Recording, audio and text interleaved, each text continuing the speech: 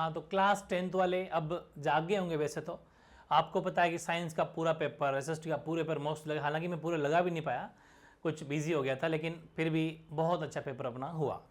अब बात है मैथ्स की। मैथ्स में अगर आपको झंडे गाड़ने हैं तो बहुत तगड़ा मौका है और अच्छा खासा टाइम भी आपके पास में आपको मैथ्स में मिल गया है। जिसके भी कोई 19-20 रह गया हो, कोई पेपर माड़ा बेसी अच्छा हो गया हो, तो अब आप उसको अच्छा कर सकते हो। बहुत तगड़ा मौका है।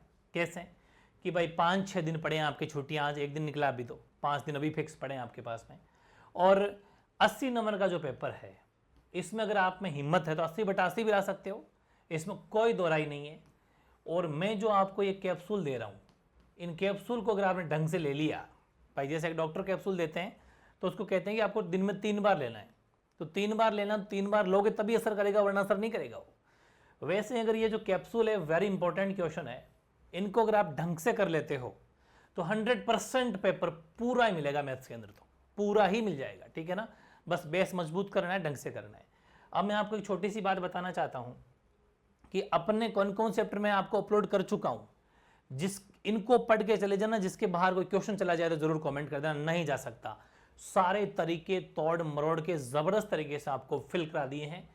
Chapter 1 complete, 2 complete, 3 complete, 4 complete, 5 complete, statics बहुत बड़ा 13 नंबर का 13वां चैप्टर कंप्लीट, और प्रोबेबिलिटी प्रायिकता कंप्लीट।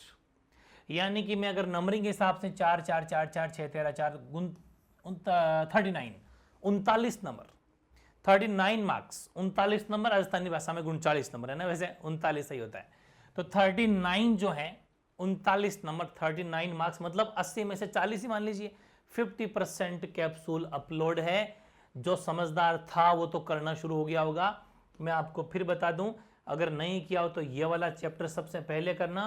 1 घंटा 25 मिनट की क्लास है, पूरी 1 घंटा 25 मिनट की है। जिसको नहीं मिल रहा हो तो टेलीग्राम पर शेयर कर देंगे। टेलीग्राम चैनल का नाम है एमवी सीरीज ऑफिशियल, वरना इसी चैनल पे आप जाना वीडियोज में, जैसे चैनल खोलोगे ना ऊपर वीडियोज में जाना, आपको सारे चैप्टर मिल जाएंगे। ये बहुत शानदार करवा रखा है। 13 मार्क्स, 13 नंबर, एक भी बार नहीं जाएगा। 5वां चैप्टर मैंने पूरा करवा दिया, बाकी सब कुछ कैप्सूल है, इसको थोड़ा पूरा देख जाना, ज्यादा वक्त लगेगा नहीं, क्योंकि इसमें छोटे क्वेश्चन आ रहे हैं और एक बड़ा आ रहा है। बाकी इनके तो 100% जो छोटे छोटे क्लास है देख के चल जाना, और प्रोबेबिलिटी में तो कोई काट ही नहीं सकते, सभी मतलब बहुत जबरदस्त तरीके से करवा रखे हैं। इनको तो आपको हर हाल में देखना ही देखना है। देख लिया होगा आज और कल तक, इसको सबको सल्टा लेना, कल लास्ट डे होना चाहिए इसका, क्योंकि कल मैं नए कैप्सूल देने वाला हूं। अब एक बार जान लिया जाए तो ज्यादा अच्छा है कि कौन से चैप्टर से कौन से क्वेश्चन आ रहे हैं। चैप्टर 1 से एक एमसीक्यू आएगा। एमसीक्यू का मतलब है वो जो विकल्प वाले होते हैं, 4 ऑप्शन होते हैं, वो वाला, तो बहुवैकल्पिक आएगा एक क्वेश्चन। एक अति लघुतरात्मक, वेरी शॉर्ट, वीएस का मतलब वेरी शॉर्ट, अति लघुतरात्मक आएगा एक, और एक आएगा शॉर्ट लघुतरात्मक, मतलब थोड़ा सा बड़ा, 4-5-7 लाइन तक का। तो आपको पता है कि जो लघुतरात्मक होता है, एक बार बता देता हूं, यानी कि जो शॉर्ट होता है ना, शॉर्ट, वो तो 2 नंबर का होता है, 2 मार्क्स का होता है, ठीक है, 2 मार्क्स का होता है, ठीक है ना, इस बात को आप समझ लेना। और जो वेरी शॉर्ट यानी अति लघुतरात्मक और एमसीक्यू, ये दोनों 1-1 नंबर के होते हैं, ठीक है। रही बात लॉन्ग की, लॉन्ग का मतलब है दीर्घ लघुतरात्मक। दीर्घ लघुतरात्मक आपके होता है 3 नंबर का एक क्वेश्चन, और एक होता है ऐसे टाइप। ऐसे टाइप का मतलब है निबंधात्मक। निबंधात्मक होता है 4 नंबर का। इस तरीके का नंबरिंग का मतलब डिवाइडेशन होता है, वो आप देख सकते हो।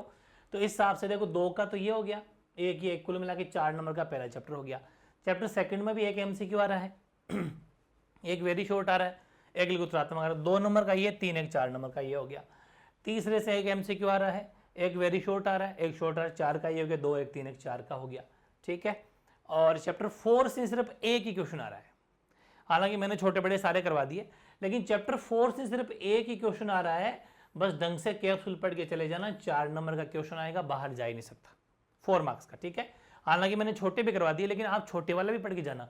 कभी कभी क्या होता है जैसा कि पीछे ब्लूप्रिंट देखा अपने, कुछ चैप्टर के ब्लूप्रिंट आगे पीछे कर देते हैं वो, जैसे इसमें छोटा नहीं आना चाहिए, फिर भी छोटा दे देते हैं, हो जाती है छोटी मोटी, चलता है बोर्ड में ना, तो ये चीज है। फिर 5वें 2 एमसीक्यू आ रहे हैं इसमें, मतलब 2 ऑप्शन वाले आ रहे हैं, एक रिक्त स्थान फिल द ब्लैंक्स आ रहा है, दीर्घ लघुतरात्मक लॉन्ग एक आ रहा है। तो 3 नंबर का ये हो गया, एक 4 और 2 वो 6 नंबर का चैप्टर है 5वां, जिसको पूरा पढ़ा रखा है मैंने। आप जल्दी जल्दी देख लेना, कोई दिक्कत वाली बात नहीं है।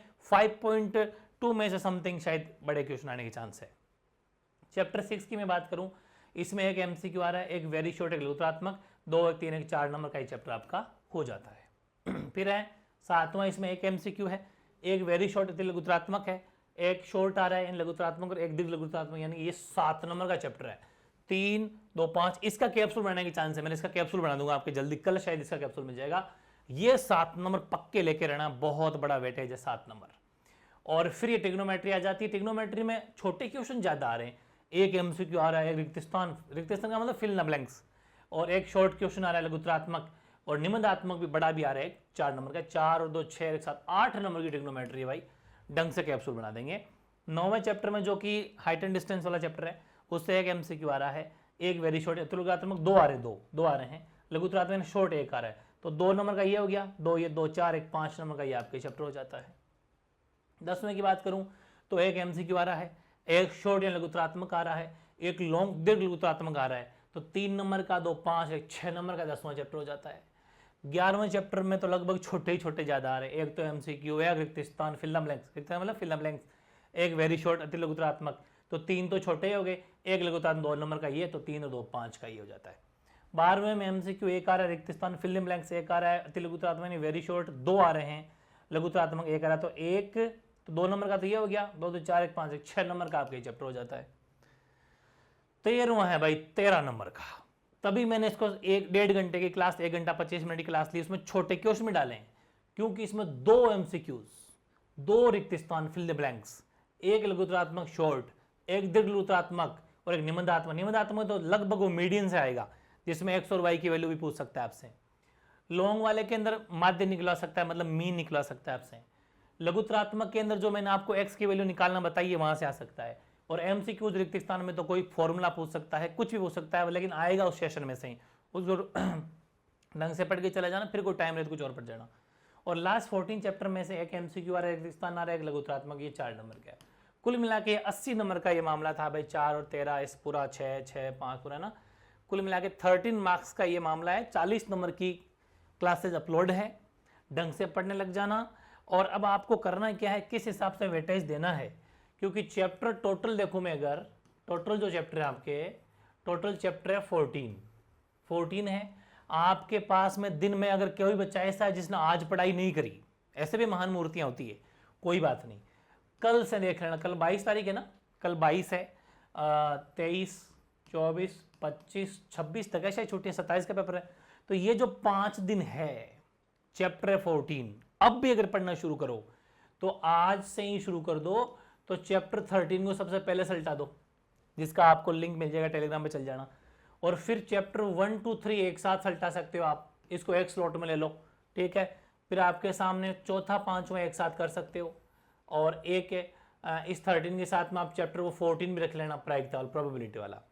तो मैं अगर देखूं तो इसमें आप इसको कर सकते हो, यहाँ पर थोड़ा ये बड़ा चैप्टर है, इसको ढंग से करना तो 6-7 घंटे यहाँ लग सकते हैं, और मतलब ये मामला 2 दिन 1 दिन का ही है, ये 1 डे, मतलब ये आप कल सलटा देना इसको 22/3/2024 को ये सलट जाने चाहिए, ठीक है। चौथा 5वां और एक कैप्सूल और अदर चैप्टर हो, चाहे चैप्टर 7वां मान लीजिए आप लेंगे ना, कोई सा ही मान लो, चैप्टर 7वां मान लो, या और भी कोई हल्का फुल्का बैठेगा, तो ये अपन 23 का रख लेते हैं, ठीक है। और इसके बाद में क्या करें अपन, इसके बाद में अपने कितने चैप्टर रह गए, ये तो सलट के कितना हो गए, 5 हो गया, 5 तक हो गया, अब 13 14 भी हो गया और 7वां भी हो गया, तो अब चैप्टर नंबर 6 है, और शायद 8वां और 9वां, ये तीनों बहुत मेजर चैप्टर है, क्योंकि ट्रिग्नोमेट्री है और ज्योमेट्री है, इसको अपन 24 को रख लेते हैं, ठीक है। और बचा तुचा जो भी रहेगा 25 को रख लेना है, जो भी बच गया कौन कौन सा, लाइक 5वां हो गया क्या, 1 से 3 हो गया, 4 5 हो गया, 6 हो गया, 7 8 9 हो गया, 10वां है, 11वां है और 12वां है, ये यहाँ रख लेंगे। अब भाई 26 तारीख जो बचती है ना, इसको रिवीजन डे रखना है, full course revision, full course revise. अगर ये नहीं रखा 26 तारीख को तो फिर दिक्कत हो जाएगी, मैथ सही है। इन 4 दिन में कोर्स कंप्लीट करके 26 तारीख को पूरा रिवीजन करना है। मैं मेरी तरफ से कोर्स करवा दूंगा आपको कल परसों में कंप्लीट, कल आपको 2-3 कैप्स 2 मिल जाएंगे, परसों मिल जाएंगे, बस आप लेते रहो, जितने कंप्लीट उसको ढंग से जम के पढ़ो, मतलब अब कोई दिक्कत नहीं है यार। सेकंड लास्ट पेपर इसके बाद में संस्कृत का है, और इतना इजी सिलेबस कर दिया है आपके, इस बार काफ़ी चीज़ें हटा भी दी है, आपका कोई 100% कोर्स थोड़ी ना है, इसमें 30% कटा हुआ है, तो बहुत तगड़ा मौका है 80/80 लाने का, बहुत तगड़ा मौका है, ठीक है ना। ढंग से जम के पढ़ लो, ताकि कोई छोटी मोटी साइंस वगैरह का पेपर आपके थोड़ा ऊपर नीचे हुआ हो या एसएसटी का ऊपर नीचे हुआ हो तो कसर निकाल सकते हो, यहाँ पर अपनी मार्कशीट सजा सकते हो। कितना पढ़ सकते हो, 10 घंटे 15 घंटे लगा दो पूरी जान, ठीक है ना। 1 सेकंड भी कहीं पर टाइम वेस्ट मत करो, जम के पढ़ो। होली आ रही है तो आने दो, आपको अंडरग्राउंड रहना है, मतलब हिडन रहना, आपके पेपर है, ताकि दूसरों को भी लगना चाहिए। अगर आप होली के दिन खेलोगे ना या बाहर घूमोगे तो पेरेंट्स या नेबर क्या कहेंगे, पड़ोसी क्या कहेंगे कि देखो कितने नालायक हैं कि एग्जाम होने के बावजूद भी घूम रहा है, डोल रही है, ठीक है ना।